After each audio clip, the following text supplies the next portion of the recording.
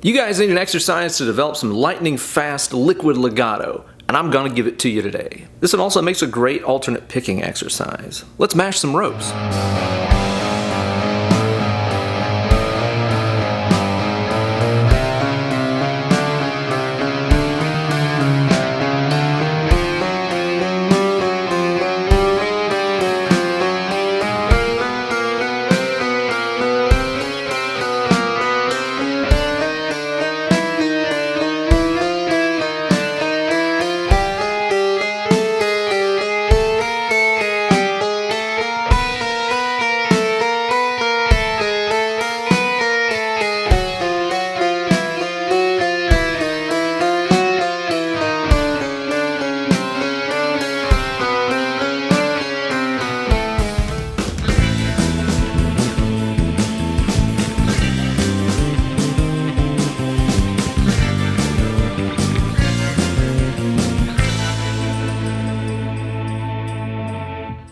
Well, hey there kids, it's your good buddy, Uncle Ben. Joe Satriani, Alan Holdsworth, Tom Quayle, all masters of legato, and we want to be like them, right?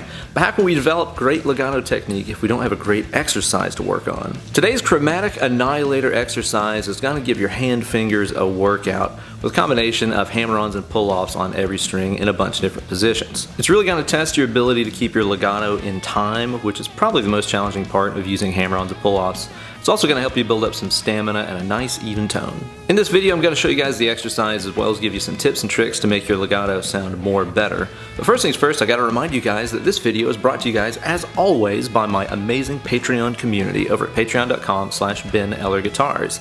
Sign up today even for just $1 a month.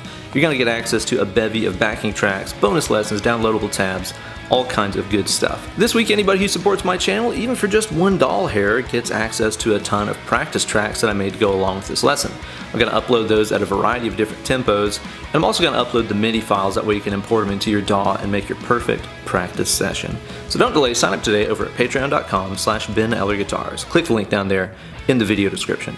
You guys can also help support my channel by buying yourself some Shred Till You're Undead merchandise by clicking the threadless link down there below. Makes a great holiday gift. Gear-wise for today's video, I'm playing my lovely new sparkly Ernie Ball Music Man Luke 3 into the Fractal Audio Axe Effects. Okay, so the first thing I'm going to tell you guys about this exercise is don't over practice it. If you feel any kind of pain or discomfort in that fretting hand, take a break. Remember the golden rule here: if it hurts, don't do it. This stuff is really strenuous on the left hand, and it can take a while to build up those muscles to where you might even be able to do this, in a couple of different positions in a row. So, give your body time to build up those muscles and take a break if anything hurts. Also, there's more to life than, practicing exercises and stuff, so go play some songs too. I think the best way to think about what the left hand is doing here is to think about those things you used to have to do in gym class, where you'd like sprint down a quarter of the gymnasium, then back, then halfway, then back, then 3/4 of the way. I actually didn't do that stuff in gym class because I was homeschooled. I bounced around on a trampoline, but that's neither here nor there. So basically what we're going to do here is we're going to pick every string just one time and let the hammer-ons and pull-offs carry the rest. Again, more legato tips coming later. So to start with here, play the low E string on 1 and hammer on 2. Pull back off to 1, hammer up to 2 and 3, pull all the way back off, hammer up to 4, pull all the way back off, and then just climb all the way up that string. 1, 2, 1, 2, 3, 2, 1, 2, 3, 4, 3, 2, 1, 2, 3, 4.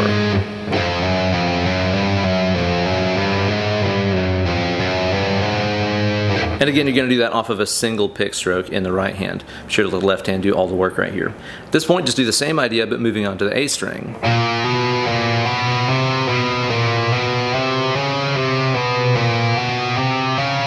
Then the D,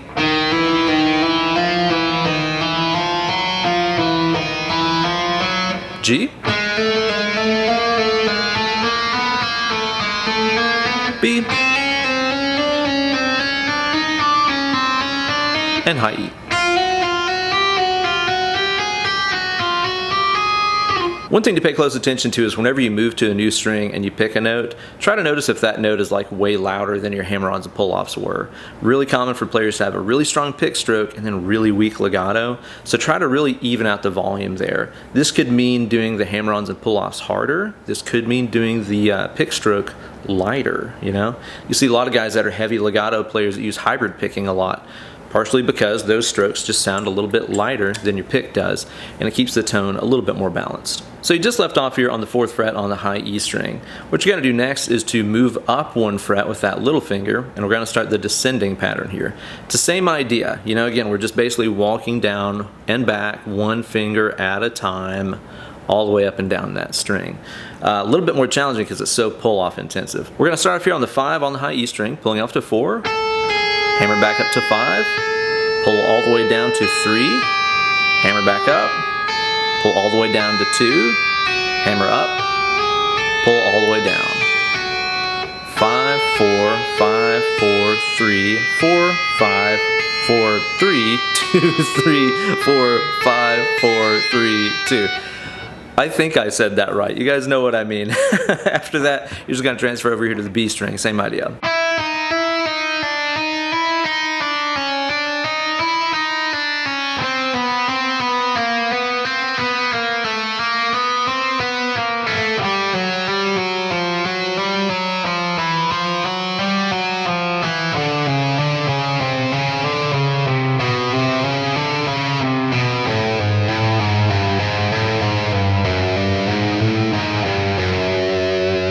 While you're working on those pull-offs, try to be really conscious about trying to keep the strings in tune.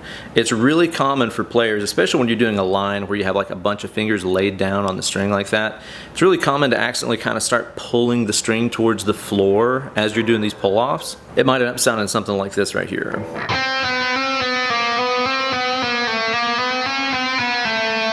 And that's where the fingers are tugging towards the floor on the string. Remember to keep the pressure going inwards, okay? You want to push into the string, not down on the string. And whenever you're doing the pull-offs, really try to concentrate on making your fingers flick away from the string. I would kind of describe my angle that I'm coming off the strings as sort of a diagonal. You know, I'm kind of coming down and away from the string. Whereas if you're just literally pulling down, like this right here, you're likely to, for one, snag the other strings and make some noise, and you're also likely to start bending that string by accident. So try to keep your pull-off direction kind of down and away, like that angle right there. After you play that last 2nd fret low E string, you're just going to move up to the 3rd position and start the ascending version of the exercise again, until you get all the way to the high E. Then move up a fret, do the pull-off version. Just basically going up a fret at a time until you're, blue in the face. The practice tracks that I made and put up on Patreon take you all the way up to the 12th position.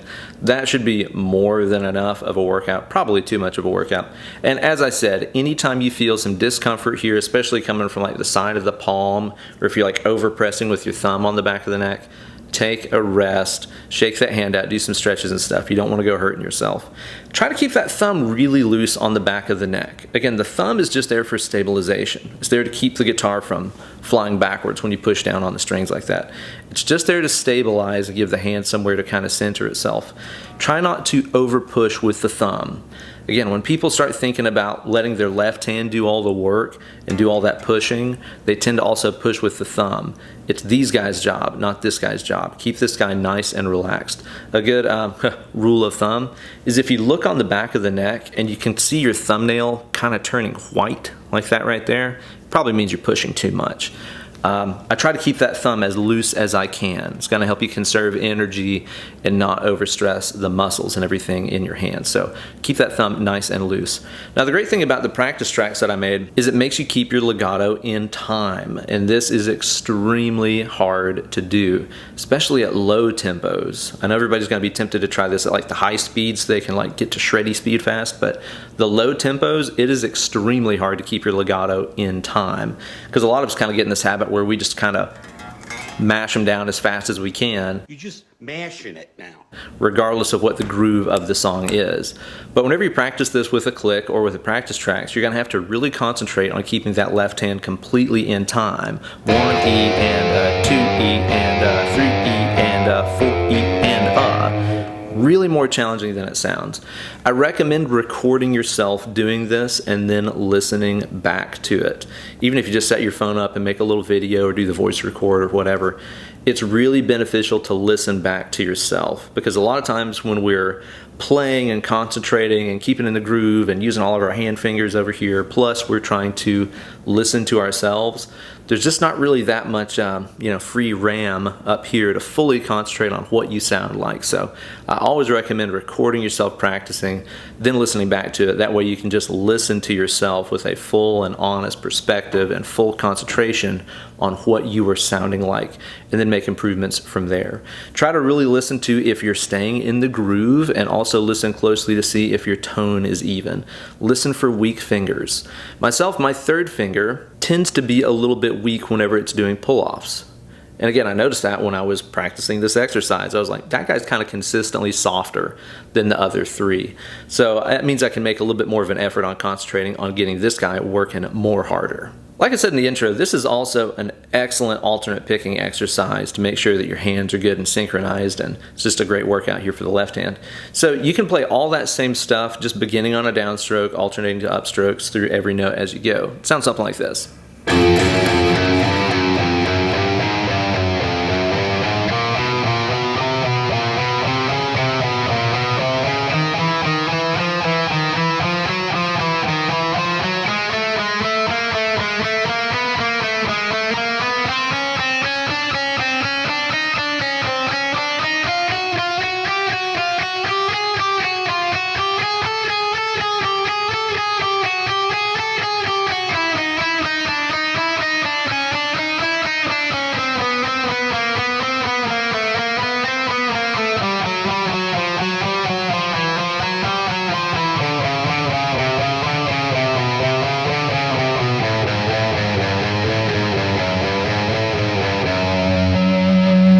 One thing I want you guys to really concentrate on as you play either version of this exercise is keeping those left hand fingers above their respective frets. You might have noticed while I was playing there that the fingers just kind of hover over their individual frets that they're going to be playing, rather than kind of balling up if they're not being used. This is something that is really common with beginner players. If a finger is not in use, they get it off of the court entirely.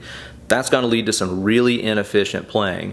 Now, one of the keys to doing this is what I call spanning, okay? Simply keeping the fingers spanned.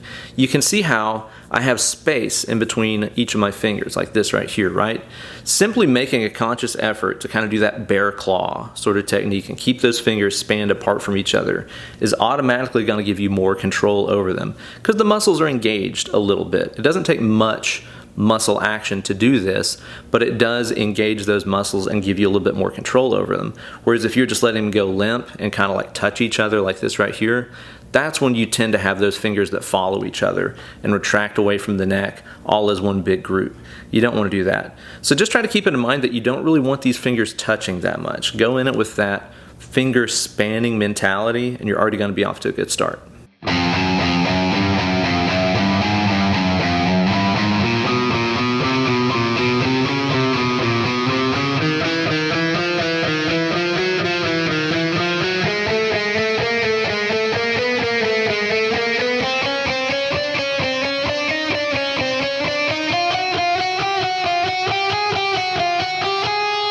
But of course, you can't really get much out of this exercise if your technique sucks, right? So let's talk about a little bit of hammer-on and pull-off technique. What I always tell my students whenever they're learning hammer-ons is to think about it as snapping the finger down, okay? It's not simply placing it down, it's snapping it. You can hear it acoustically coming off the guitar right there. I'm almost trying to imagine there's like a mosquito on the fretboard that I'm trying to smush or something, you know? Or, you know, something maybe a little bit less violent and gross than that, but you get what I mean. I'm trying to really snap that finger down into place and mash it. But I'm trying to mash that rope down with as little effort as is necessary, because if you overdo it and you're really smashing the strings, for one, you're going to burn your muscles out really fast and maybe even hurt yourself. But also, too, if you're playing a guitar with like really tall frets on it, you can overfret and knock it out of tune really easy, and it sounds terrible.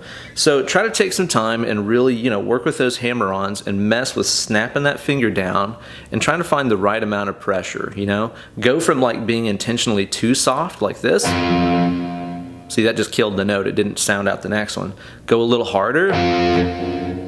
You could hear it a little bit right there, right? There's where we need to be.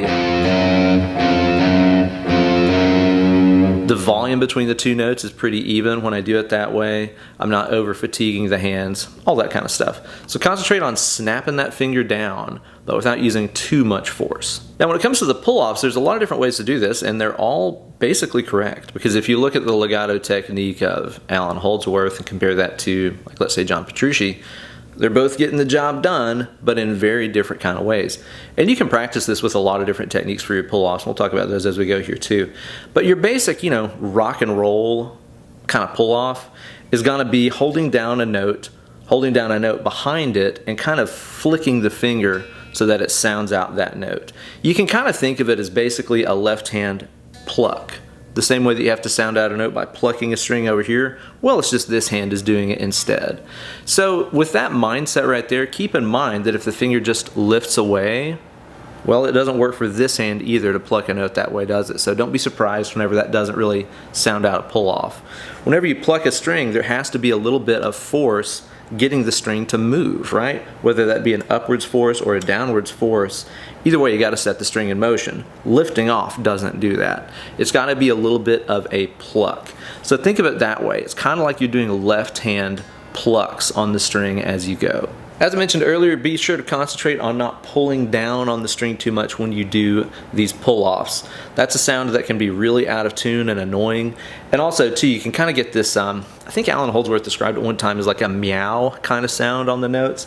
Listen really closely, you might hear what I mean. Whenever the finger releases, there's kind of this initial meow kind of sound that goes along with it if you're doing it too hard.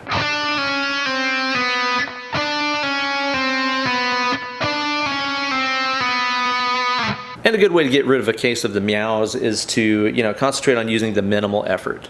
Again, you don't have to pluck the absolute crap out of a string to get it to sound out, right? You can find that sweet spot where you get a good volume, you get a good tone out of it. Just do the same thing with this hand. Take a little bit of time and experiment. Really concentrate on this stuff. Don't just go, yeah, whatever, it's a pull-off. Take some time and figure out exactly how much force you need to make those pull-offs sound out nice and clean with an even volume. I want to show you guys a tip that can make your playing sound a lot more cleaner whenever you're doing a lot of legato. This is something I copied from Joe Satriani forever ago, and it instantly started making my playing sound a lot better. Okay, whenever you're playing legato stuff, you're just doing a pick stroke every now and then, right? So this hand over here, the picking hand, is pretty free to do whatever we need it to. Now, what I like to do a lot of times is, like, let's say if I'm playing a legato part on the D string, okay? You can probably see it from this angle, and you probably couldn't see it earlier when I was playing like this. You'll notice that I'm taking the free fingers of my picking hand and actually putting them on the strings that are higher than the one that I'm playing. So I'm playing the D string right now. I've got my second, third, and fourth fingers on the first, second, and third strings. I'm just lightly touching them, just putting a little bit of skin on them. This is going to keep those strings from sounding out, and also too, if I get a little overzealous with my pull-offs and I kind of rake across the high strings like that, really common to do that with my little finger, it doesn't really sound them out. It keeps it sounding nice and quiet. And again, if you struggle with this kind of sound where you do a pull-off and you hear like another high string sounding out, this is a great way to kind of help you with that. Just touch any strings that you're not playing. You can use your fingertips like I am. You can also use the tops of the fingers and just kind of rest them against the strings like that if you want to. You could even flatten out your little finger or ring finger and just physically lay them across the strings like that right there if you're on, like, let's say the low E. Just remember to uncover those high strings whenever it's time to play them. So you're kind of constantly muting and unmuting all the unwanted strings to keep a nice clean sound going.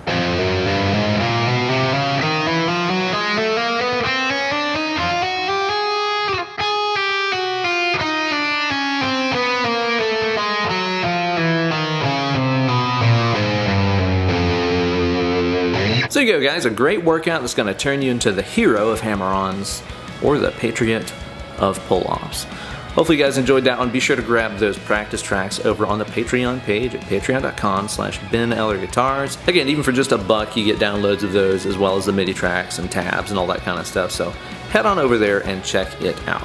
I love coming up with these kind of crazy workout videos for you guys, so let me know what technique you struggle with down in the comment section below, and I'll try to come up with a great workout that'll get you into shape fast. Thanks for watching this video and subscribing to my channel. Be sure to ring the bell for notifications every time I upload a new slice of fried gold. Well guys, it's been fun as always, but now it's time for me to go do some practicing of my own. I recommend you guys do the same. Less clicking, more picking.